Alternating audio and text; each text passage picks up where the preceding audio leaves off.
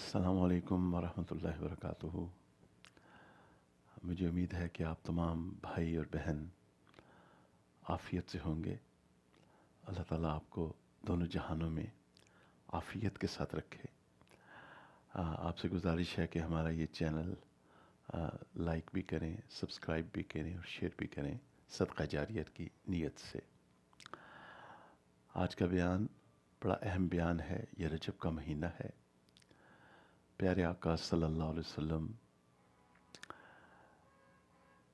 کا معراج کا سفر، اور یہ آپ کا ایک بہت بڑا معجزہ تھا، اور آپ کے چند معجزات کا ذکر خیر کیا جائے گا، اور ساتھ جو ہمارے اکابرین نے منکرین حدیث کا جو رد پیش کیا ہے کہ جو شخص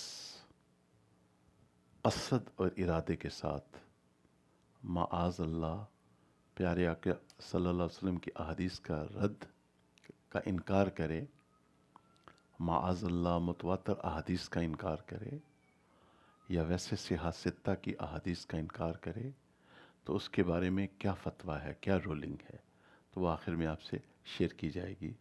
تو ساتھ رہیے گا، بہت فائدہ ہوگا۔ اعوذ باللہ من الشیطان الرجیم، بسم اللہ الرحمن الرحیم۔ سبحان الذی اسری بعبدہ لیلا من المسجد الحرام الی المسجد الاقصی الذی بارکنا حولہ لنریہ من آیاتنا انہ هو السمیع البصیر۔ صدق اللہ و مولانا العظیم۔ اللہم صلی علی سیدنا محمد وعلی آل سیدنا محمد وبارک وسلم۔ اللہم صلی علی سیدنا محمد وعلی آل سیدنا محمد وبارک وسلم۔ اللہم صلی علی سیدنا محمد وعلی آل سیدنا محمد وبارک وسلم۔ پاک ہے وہ اللہ، اس سے آیت شریفہ کا مفہوم، پاک ہے وہ اللہ جو اپنے بندہ مقرب سیدنا محمد صلی اللہ علیہ وسلم کو راتوں رات مسجد الحرام مکہ مکرمہ سے مسجد الاقصی یروشلم لے گیا، جس کو گھیر رکھا ہے اللہ تعالیٰ کی برکت نے، تاکہ اللہ تعالیٰ اپنے اس پیارے رسول صلی اللہ علیہ وسلم سیدنا خاتم النبیین کو اپنی قدرت، اپنی آیات دکھائیں، ان کا مشاہدہ کرائیں، اور بے شک اللہ سننے والا بھی ہے اور دیکھنے والا بھی ہے۔ تو فرسٹ اینڈ فورموسٹ، معجزہ کس کو کہتے ہیں؟ معجزہ یعنی اللہ کے رسول سیدنا نوح علیہ السلام کا معجزہ یہ تھا کہ سب ڈوب گئے، اور جو بھی آپ کے ساتھ آپ کی کشتی میں سوار ہوا وہ نہ ڈوبا۔ ابراہیم علیہ السلام کا معجزہ تو سب کو پتہ ہے، آگ آپ کو نہ جلا سکی۔ اس طرح موسیٰ علیہ السلام کے معجزات، ید بیضا، اور آپ کے عصا مبارک کا اژدہا بن جانا، اس طرح سیدنا عیسیٰ علیہ السلام کے معجزات، اور اسی طرح ہمارے پیارے آقا سید الاولین والآخرین سیدنا خاتم النبیین سیدنا رحمت للعالمین امام المرسلین شفیع المذنبین فدا ابی امی، ہمارے پیارے رسول صلی اللہ علیہ وآلہ وصحبہ وسلم سے بہت سارے معجزات صادر ہوئے، جو قرآن اور احادیث میں جن کا ذکر خیر موجود ہے، جو ہر مسلمان کو جاننا چاہیے، تاکہ یہ آج کے جو منکرین حدیث ہیں، جو یوٹیوب پہ بیٹھ کے طرح طرح کی باتیں کر رہے ہیں اور معصوم مسلمانوں کو کنفیوز کر رہے ہیں، ان کے فتنے سے یہ امت بچ سکے۔ آمین ثم آمین۔ تو معجزہ وہ ہے جسے اللہ تعالیٰ کی تائید و نصرت حاصل ہوتی ہے، اور یہ ایک رسول کے ہاتھ سے صادر ہوتا ہے۔ اور اس کو بہت سارے لوگوں کے سامنے، بہت سارے لوگ اس کا مشاہدہ کرتے ہیں، خرق عادت بھی کہتے ہیں اس کو. اور جس کے ہاتھ سے یہ معجزہ، جس رسول علیہ السلام کے ہاتھ سے یہ معجزہ صادر ہوتا ہے، تو وہ اس کو لوگوں کے سامنے دکھاتے ہیں تاکہ لوگ سبحان اللہ قائل ہو سکیں اور ایمان لا سکیں. اچھا، نبی کریم صلی اللہ علیہ وسلم کے معجزات. آپ کا سب سے پہلا معجزہ قرآن. کلام پاک آپ صلی اللہ علیہ وسلم کا ایک ایسا معجزہ ہے کہ آپ صلی اللہ علیہ وسلم کے پردہ فرمانے کے بعد،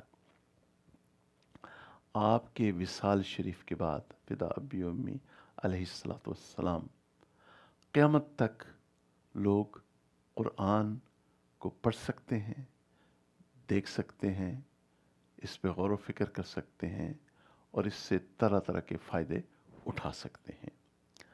تو نبی کریم صلی اللہ علیہ وسلم کا ایک بہت بڑا معجزہ وہ قرآن ہے، جس میں relativity, quantum mechanics, big bang theory, black holes, genetics, embryology اور ماڈرن جیولوجی، ہر چیز اس میں پائی جاتی ہے.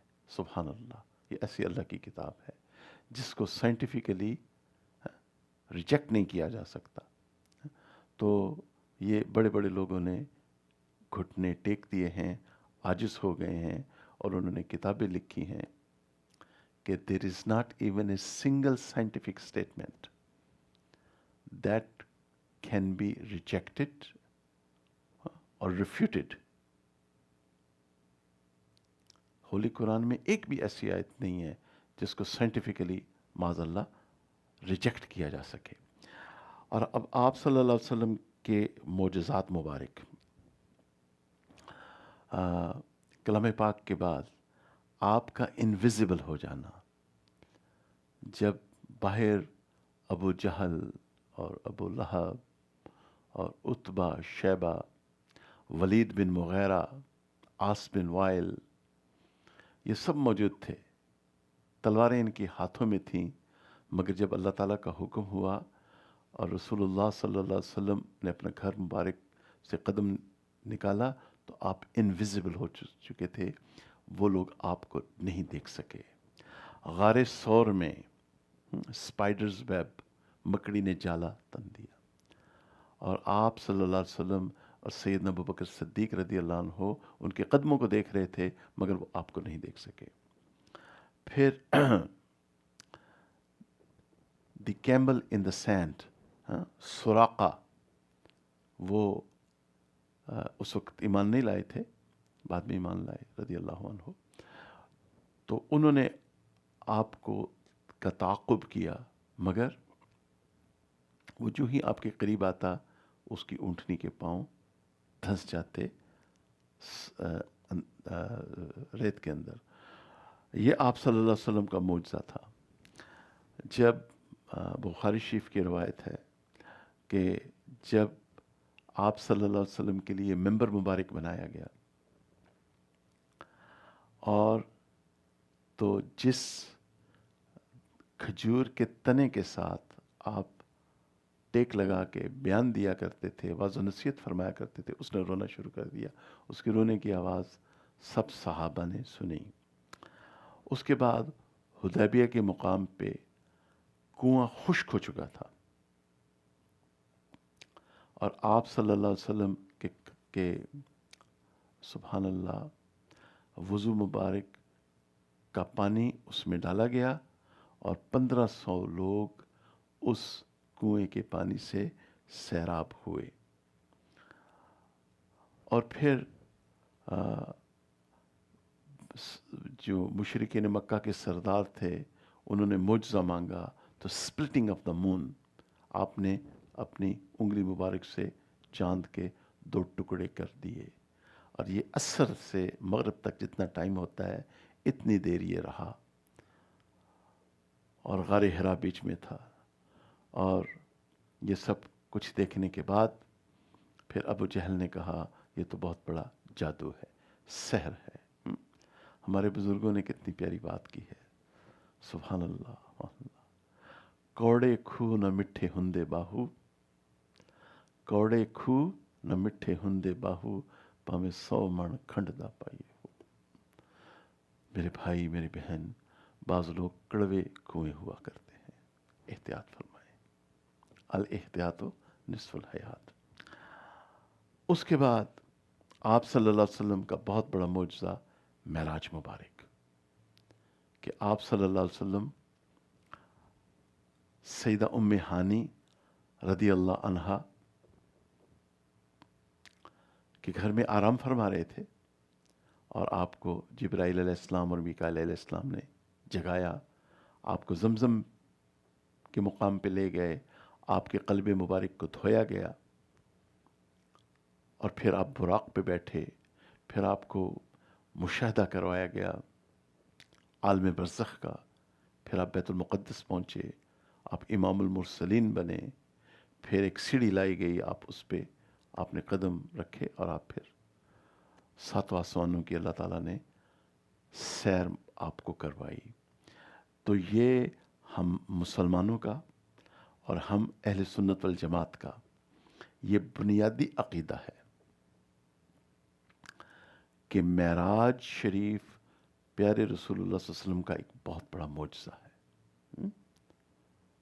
آپ اس آیت جو آپ کے سامنے پڑھی گئی 15 پارے کی پہلی آیت، سورۃ البنی اسرائیل بھی کہتے ہیں اور سورہ اسراء بھی کہتے ہیں، سورہ نجم کی میں 18 آیات ہیں، والنجم اذا ہوا سے لے کے آخر تک 18 آیات ہیں، جس میں آپ اللہ سبحانہ و تعالیٰ نے اس عظیم معجزے کا ذکر خیر فرمایا۔ ٹھیک ہے نا؟ تو یہ کسی خواب کا ذکر تو نہیں ہو رہا۔ اچھا، اب چونکہ اس دور میں اب ہماری مسجد میں تو اس عاجز نے جو ٹوٹی پھوٹی محنت کی، تو ہمارے مسجد کے جو مصلین ہیں جو جمعے میں آتے ہیں ویسے آتے ہیں، وہ تو اب ماشاءاللہ فرم ہیں کہ یہ چونکہ یہ سوشل میڈیا کا دور ہے اور معصوم مسلمانوں کو پریشان کیا جا رہا ہے، تو لہٰذا تھوڑا سا اسلامی تاریخ کے اوپر ایک تھوڑی سی سبحان اللہ اسلامی تاریخ کے اوپر ہم ایک تھوڑی سی نظر ڈالتے ہیں۔ 1200 سال تک مسلمانوں میں 2 گروہ رہے، اہل سنت والجماعت اور اہل تشیع۔ یہ جتنے آج آپ کو فرقے نظر آ رہے ہیں، یہ گروپس نظر آ رہے ہیں، یہ تقریباً نان ایگزسٹنٹ تھے، یہ پچھلے 200 سال میں یہ سب منظر عام پہ آئے۔ تو 1200 سال تک تو 2 ہی گروہ تھے۔ اہل سنہ والجماع کی جو ٹرمینالوجی ہے یہ ان احادیث سے لی گئی ہے۔ 2 حدیث آپ سے شیئر کرتا ہوں۔ ایک، پیارے آقا صلی اللہ علیہ وسلم نے فرمایا ما انا علیہ و اصحابی، جس میں میرا اور میرے صحابہ کا طریقہ پایا جائے، مراد اہل سنہ والجماع، یعنی یہ فرقہ ناجیہ ہے، نجات پانے والا فرقہ ہے۔ پھر علیکم بسنتی و سنت خلفائے راشدین او کما قال علیہ الصلوۃ والسلام۔ تو آپ صلی اللہ علیہ وسلم جب علیکہ کا لفظ استعمال فرماتے ہیں تو اس سے مراد ہوتی ہے لازمہ۔ تو یہ عاجز حقیر فقیر جب احادیث کی کتب پڑھ رہا تھا اپنے استاد محترم سے، تو انہوں نے ہمیں یہ باتیں سمجھائیں۔ سبحان اللہ، علیکہ سے یہ مراد ہوتی ہے۔ تو یہاں علیکم پیارے آقا صلی اللہ علیہ وسلم حکم دے رہے ہیں، یعنی ان ادر ورڈز میرے ابو بکر، میرے عمر، میرے عثمان اور میرے علی، سیدنا ابو بکر، سیدنا عمر، سیدنا عثمان، سیدنا علی رضوان اللہ علیہم، ان کی سنتوں پہ عمل کرنا ہے تم نے، ان کو نہیں چھوڑنا، اجماع صحابہ کو نہیں چھوڑنا۔ اچھا، اب اہل سنت والجماعت اس کے چار مکتبہ فکر ہیں، فقہ حنفیہ، فقہ مالکیہ، فقہ شافیہ اور فقہ حنبلیہ، ٹھیک ہے نا؟ اب تو آپ صلی اللہ علیہ وسلم کے پردہ فرمانے کے بعد اب ہر صحابی تو عالم نہیں تھا، تو وہ مسائل پوچھتے تھے، مسائل تو پیش آئیں گے. یہ تو ایک بڑی نامناسب بات ہے نا کہ یہ اسیوم کر لیا جائے کہ ہر کلمہ کو مسلمان کو قرآن اور حدیث کا علم آتا ہے. تو مناسب بات تو نہیں ہے، اور نہ ہی اس کے اندر یہ استعداد موجود ہے. It's just a matter of common sense کہ ہر کلمہ کو مسلمان مسئلہ کا استنباط کر لے، ممکن نہیں ہے. تو لہٰذا آپ صلی اللہ علیہ وسلم کے پردہ فرمانے کے بعد خواتین مسائل پوچھا کرتی تھی سیدہ عائشہ رضی اللہ عنہ سے، اور مرد حضرات مسائل پوچھا کرتے تھے سیدنا عمر، سیدنا عثمان، سیدنا علی، سیدنا عبداللہ بن عباس، سیدنا عبداللہ بن مسعود، سیدنا معاذ بن جبل اور سیدنا امیر معاویہ رضی اللہ رضوان اللہ علیہ مجمعین. ان سے سوال کیا کرتے تھے. اب جب یہ حضرات اس دنیا سے تشریف لے گئے تو ذرا آپ ہم لوگ تھوڑے ٹھنڈے ہو کے ٹھنڈے دل سے ان باتوں پہ غور و فکر کریں کہ پیارے آقا صلی اللہ علیہ وسلم کی حدیث شریف کا مفہوم ہے. ان حدیث شریف کے الفاظ ہیں ان اللہ لا یجتمع امتی علی ضلالہ، میری امت گمراہی پہ کبھی اکٹھی نہیں ہوگی. تو اللہ تعالیٰ کا ایک تکوینی نظام تھا، اللہ تعالیٰ نے اس امت کی حفاظت فرمانی تھی. چونکہ پیارے آقا صلی اللہ علیہ وسلم اللہ کے آخری رسول اور نبی، فدا ابی امی، آپ کے بعد قرآن اللہ کی آخری سچی کتاب اور اسلام آخری دین، قیامت تو سر پہ کھڑی ہے. تو اس کے بعد پھر کون منظر عام پہ آتے ہیں؟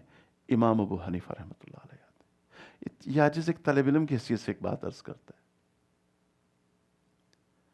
کہ آپ اسلامی تاریخ، آپ ایک شخص امام ابو حنیفہ رحمۃ اللہ علیہ کی فقہ پہ عمل کرتا ہے یا نہیں کرتا، آپ کی تاریخ مکمل نہیں ہوتی سیدنا ابوبکر صدیق رضی اللہ عنہ کے بغیر، چونکہ زکوٰۃ کا انکار کر دیا گیا، جھوٹے نبی پیدا ہو گئے،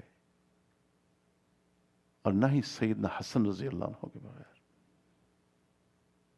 میرے ماں باپ قربان، سیدنا حسین رضی اللہ عنہ کا دن مناتے ہیں نا ہم 10 محرم کو، مگر سیدنا حسن رضی اللہ عنہ کا بھی ایک بہت بڑا اہم رول ہے جو انہوں نے حضرت امیر معاویہ رضی اللہ عنہ سے صلح فرمائی. اچھا، اور نہ ہی امام ابو حنیفہ رحمۃ اللہ علیہ کے بارے میں کے بغیر. کیونکہ آج اگر آپ ٹھنڈے دل سے سوچیں اور مسلمانوں کی حالت دیکھیں، ایک مسجد کے خادم اور امام کی حیثیت سے عرض کر رہا ہوں کہ آج تو لوگ اپنی زبان مبارک سے کیا کچھ نہیں کہہ دیتے، لیکن پھر بھی ان کو مسلمان سمجھا جاتا ہے، پھر بھی نکاح ہو جاتے ہیں، پھر بھی معاملات ہو جاتے ہیں، جنازہ ہو جاتا ہے. تو یہ کس کا فتویٰ ہے؟ یہ امام ابو حنیفہ رحمۃ اللہ علیہ کا فتویٰ ہے. اچھا، تو امام صاحب پھر منظر عام پہ آتے ہیں. امام ابو حنیفہ رحمۃ اللہ علیہ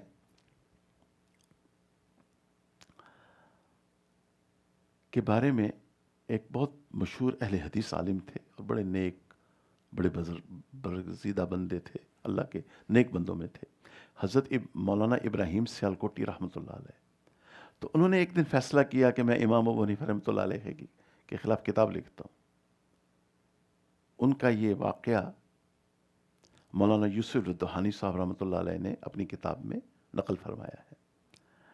تو فرماتے ہیں کہ جب انہوں نے یہ ارادہ کیا تو انہیں براڈ ڈے لائٹ دوپہر کے وقت ان کی آنکھوں کے سامنے اندھیرا چھا گیا اور انہوں نے توبہ اور استغفار کرنا شروع کی، اور بعد میں وہ اتنے بڑے قائل ہوئے امام صاحب کے کہ اپنی مسجد میں ان کے مناقب اور ان کے فضائل بیان کیا کرتے تھے۔ اچھا، having said all this، اب یہ جو 4 امام ہیں، یہ کون حضرات ہیں جن کو اللہ تعالیٰ نے چنا اپنے دین کی تحفظ کے لیے؟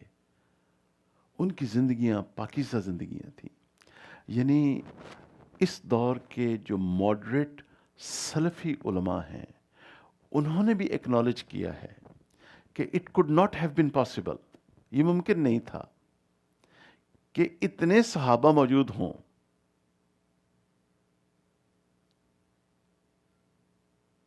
اور امام ابو حنیفہ رحمۃ اللہ علیہ کسی صحابی سے نہ ملے ہوں۔ وہ بھی مانتے ہیں اس باتوں کو۔ ہم تو اتنا عرض کر رہے ہیں، اعدلوا هو اقرب للتقوی، عدل سے کام لیجئے میرے بھائی میری بہن، یہ تقوی کے زیادہ قریب ہے۔ اچھا، اب ہم بات ختم کرتے ہیں اس بات کے اوپر کہ اس دور کا ایک بہت بڑا منکر حدیث جو معصوم مسلمانوں کو کنفیوز کر رہا ہے، اللہ اس شخص کے فتنے سے پوری امت کو بچائے، آمین۔ عیسیٰ علیہ السلام کے عروج و نزول کا وہ منکر، متواتر احادیث سے ثابت ہے یہ عقیدہ، سیکنڈ کمنگ آف عیسیٰ علیہ السلام ہمارا بنیادی عقیدہ ہے، اور ہم منتظر ہیں، اور انشاءاللہ سیدنا عیسیٰ علیہ السلام ضرور تشریف لائیں گے۔ معراج میں پیارے آقا صلی اللہ علیہ وسلم سیدنا عیسیٰ علیہ السلام نے یہ سعادت حاصل فرمائی، پیارے آقا صلی اللہ علیہ وسلم کی زیارت کی جبرائیل علیہ السلام کی معیت میں۔ اس کے بعد سبحان اللہ، نبی کریم صلی اللہ علیہ وسلم کی شفاعت کا انکار، معاذ اللہ۔ اس کے بعد سبحان اللہ، معراج شریف کہ آپ صلی اللہ علیہ وسلم نے جسم اطہر کے ساتھ آپ معراج پہ گئے اور واپس آئے، ورنہ تو ابو جہل کو اتنا اپسٹ ہونے کی کیا ضرورت تھی؟ افلا تعقلون، ہم عقل استعمال کیوں نہیں کرتے؟ اچھا، اور اس کے بعد پھر معراج شریف کا انکار اور امام مہدی علیہ السلام کا انکار، اور بھی بہت ساری چیزوں کا انکار۔ اب جب ہم ایمان کی ڈیفینیشن تو ہمیں پتہ ہے، ہم مسلمان ہیں، ہم نے کلمہ پڑھا ہے۔ کفر کی ڈیفینیشن ہم پڑھتے ہیں فقہ کی کتابوں میں، تو ایک تو ہے کفر کی ڈیفینیشن، پھر ہے احکام کفر، پھر ہے شرائط لوازم کفر۔ اچھا، اب ایک عام مسلمان کوئی بات کہہ دیتا ہے، بیچارے کو علم نہیں ہے، تو وہاں امام ابو حنیفہ رحمۃ اللہ علیہ کا فتویٰ یہ ہے کہ اس کے اندر 99 حصے بھی اگر تمہیں کفر نظر آئے پھر بھی تعویل کرو اور اس کو مسلمان سمجھو۔ میرے بھائی میری بہن بات سمجھے، مگر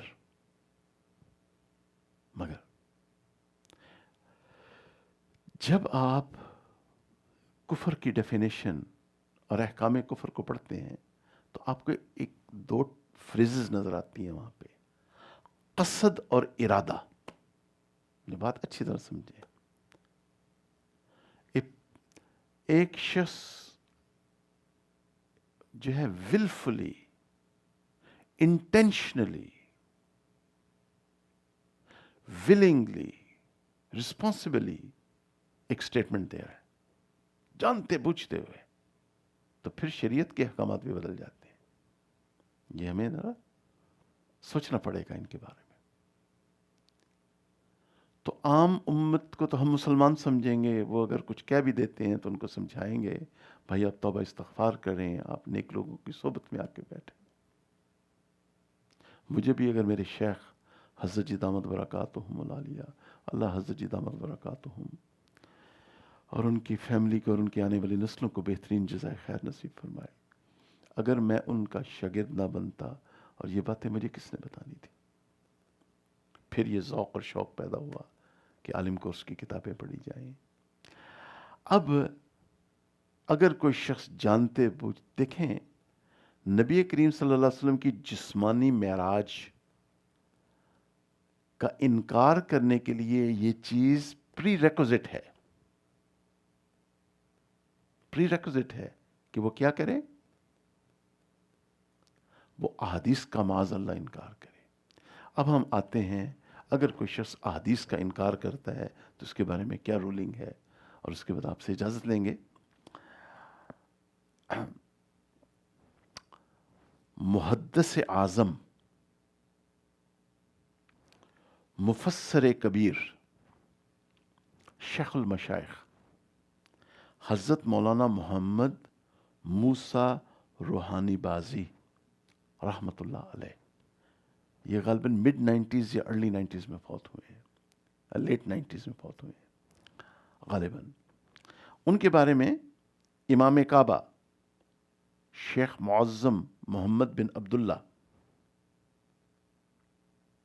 فرماتے ہیں، میں اس وقت دنیا کے مرکز مکہ مکرمہ میں بیٹھا ہوں،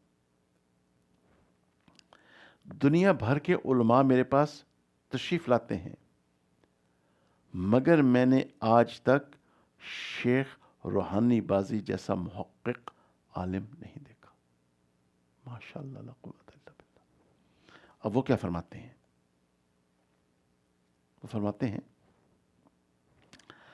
احادیث النبی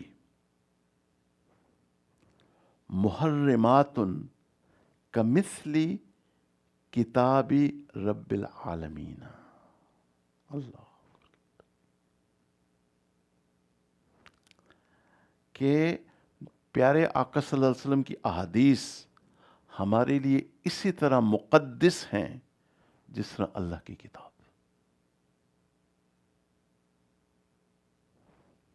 پھر آگے فرماتے ہیں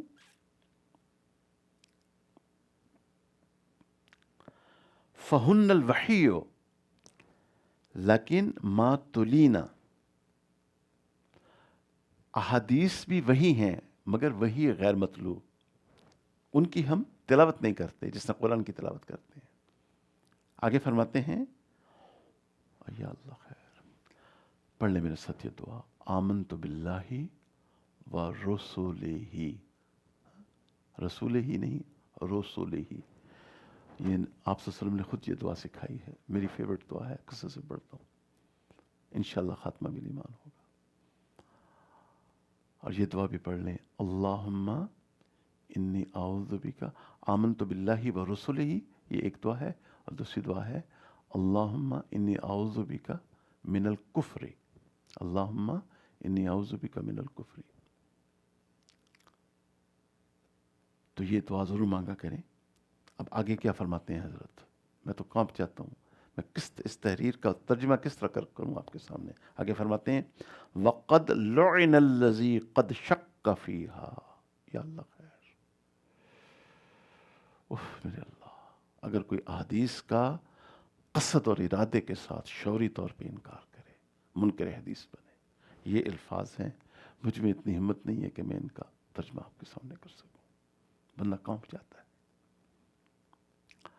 یا اللہ خیر، وَقَدْ لُعِنَ الَّذِي قَدْ شَكَّ فِيهَا، یعنی اللہ تعالیٰ کی رحمت سے محروم ہو جاتا ہے یہ شخص، مفہوم یہ بنتا ہے۔ اور آگے فرماتے ہیں یا اللہ خیر، وَرَدُّ حَدِيثِهِ، وَرَدُّ حَدِيثِهِ فِسْقٌ وَكُفْرٌ، یا اللہ خیر، احادیث کا انکار کرنا یہ فسق ہے، بدترین گناہ ہے اور کفر بھی ہے۔ تو اس لیے میرے بھائیوں، میری بہنوں، جس دور سے ہم گزر رہے ہیں، کثرت سے اللہ تعالیٰ سے دعا مانگا کریں خاتمہ بالایمان کی، خاتمہ بالایمان کی دعا مانگا کریں۔ سورۃ آل عمران کے آخر میں ہمارے رحمان اور رحیم رب نے ہمیں دعائیں سکھائی ہیں، وہ ضرور ان کو میمورائز کریں.